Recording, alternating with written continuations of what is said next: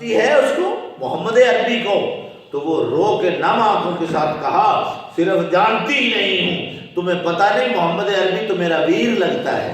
سبحان اللہ۔ سیدہ شیمہ باپردہ ہو کر چل پڑی سرکار کی جانب۔ اب حضور کی حالت یہ تھی، ہزاروں صحابہ تھے سرکار کے خیمے کے باہر، ننگی تلواریں لے کے پہرے دے رہے تھے۔ آپ صحابہ کو چیرتی ہوئی آگے جا رہی تھیں، صحابہ نے آگے تلواریں کر دیں کہ مائی کون ہے تو؟ اس نبی کے دربار میں بغیر اجازت کے جا رہی ہے جہاں جبریل بھی ہاتھ باندھے کھڑا نظر آتا ہے۔ انہوں نے تلواروں کو جھٹک دیا اور فرمایا خلی سبیلی، میرا رستہ چھوڑ دو، وَاعْلَمُوا أَنِّي أُخْتُ نَبِيِّكُمْ، تمہیں پتہ نہیں میں تمہارے نبی کی بہن ہوں۔ یہ کہنا تھا، صحابہ کی نظریں جھک گئیں، تلواریں میان میں چلی گئیں۔ اب صحابہ وہ منظر دیکھ رہے تھے، سیدہ شیمہ اندر گئیں، سرکار نے کھڑے ہو کے استقبال فرمایا۔ سبحان اللہ، پوری کائنات میرے آقا کا استقبال کرتی ہے، پر سرکار وہ ہیں جو اپنی رضائی بہن کا استقبال کر رہے ہیں۔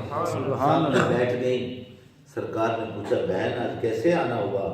تو کہتی ہیں کہ اپنے بندے چھڑوانے آئی ہوں۔ سرکار نے فرمایا جتنے بھی بندے قیدی ہیں سب کو رہا کر دیا جائے۔ پھر سیدنا بلال کو بلایا، بلال جو جو چیزیں ہیں لے آؤ، میری بہن میرے دروازے پہ آئی ہے، سبحان میں اللہ۔ خالی نہیں لوٹاؤں گا۔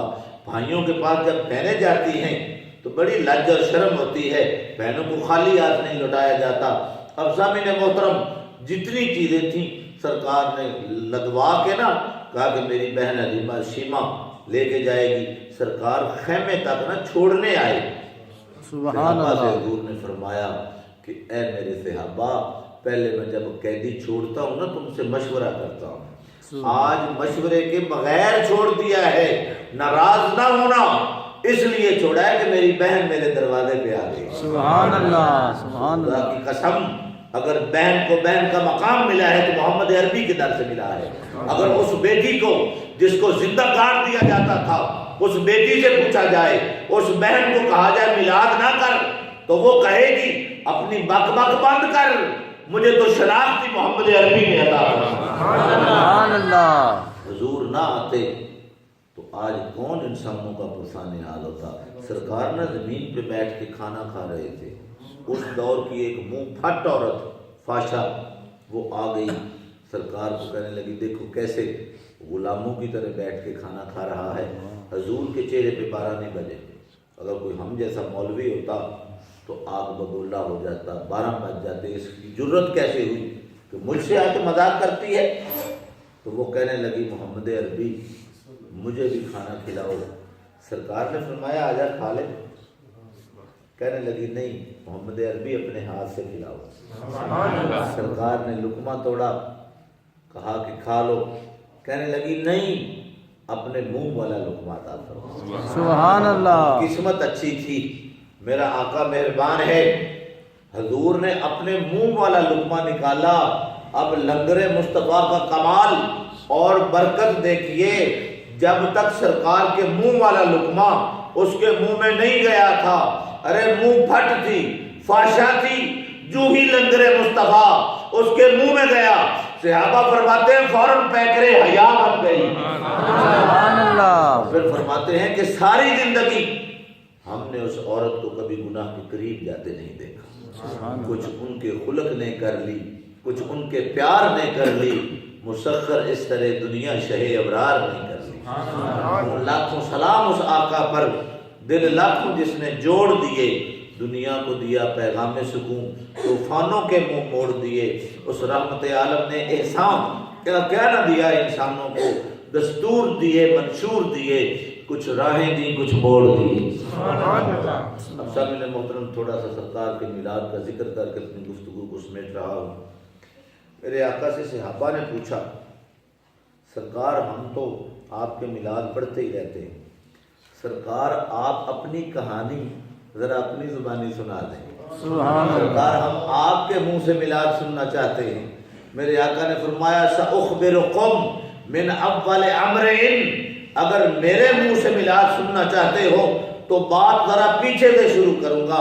صحابہ ہماتن گوش ہو کے بیٹھ گئے، اب میرا نبی اپنا میلاد خود پڑھ رہا ہے۔ سبحان اللہ۔ سرکار نے فرمایا انا دعوت ابراہیم، میں ابراہیم علیہ السلام کی دعا۔ جب خانہ کعبہ بنایا نا اسماعیل علیہ السلام نے اور ابراہیم علیہ السلام نے، مزدوری ملنے کا وقت آیا۔ میرے آقا فرماتے ہیں مزدور کو مزدوری اس کا پسینہ خشک ہونے سے پہلے دی جائے۔ مزدوری ملنے کا وقت آیا، رب نے فرمایا ابراہیم مانگ، کیا مانگتا ہے؟ تو نے میرے گھر کو بنایا ہے۔ اب انہیں بھی مانگنے کا ڈھنگ تھا، اللہ کا نبی دیکھو مانگ کیا رہا ہے۔ عرض کی مولا مجھے نہ سونا چاہیے، نہ چاندی چاہیے، نہ دولت چاہیے۔ پھر اللہ نے پوچھا ابراہیم مانگ کیا مانگتا ہے؟ انہوں نے جو مانگا نا ایسا مانگا ہے کہ مانگنے کی چش آ گئی۔ عرض کی ربنا وابعث فیہم رسولا، مولا اور کچھ نہیں چاہیے، وہ نبی عطا کر جس کے امتی ہونے کی تمنائیں پہلے نبی کیا کرتے۔ خوش قسمت ہو میلاد منانے والوں، پہلے نبی تمنائیں کرتے آئے لیکن نہ ملا، تم نے مانگا بھی نہیں تھا۔ ارے یہ تمہارا ذوق درود سن کر جھومنے کا شوق اتنا پسند آ گیا کہ اللہ نے اپنا نبی تمہیں عطا کر دیا ہے۔ آگے میرے آقا نے فرمایا وَبِشَارَةُ عیسیٰ، میں عیسیٰ علیہ السلام کی بشارت ہوں، خوشخبری ہوں۔ سنو، ایک مائی آئی عیسیٰ علیہ السلام کے دربار میں، کہنے لگی اللہ کے نبی میرا بیٹا بیمار ہے، اس کو دم کر دیں، سنا ہے آپ دم کرتے ہیں اللہ شفا عطا کر دیتا ہے۔ آپ نے پوچھا مائی تو آئی کہاں سے ہے؟ کہنے لگی حضور میں کنعان سے آئی ہوں۔ مسکت اور عمان کے علاقے کو پہلے کنعان کہا جاتا تھا۔ کہنے لگی حضور میں مسکت یا عمان کا میرا علاقہ ہے۔ آپ نے فرمایا مائی کہ میں تجھے دم نہیں کروں گا۔ پوچھی کیوں؟ آپ نے فرمایا اس لیے کہ تو میری باؤنڈری کے باہر سے آئی ہے، ہماری حد ہے۔ حضرت آدم علیہ السلام سے لے کر عیسیٰ علیہ السلام تک ہر نبی حد کے اندر تھا، کوئی ایک علاقے کے لیے، کوئی ایک شہر کے لیے، ہر نبی کی حد ہے پوری کائنات میں۔ محمد عربی ایسا نبی ہے جس کی حد کوئی نہیں، وہ پوری کائنات کا نبی بن کے آیا ہے۔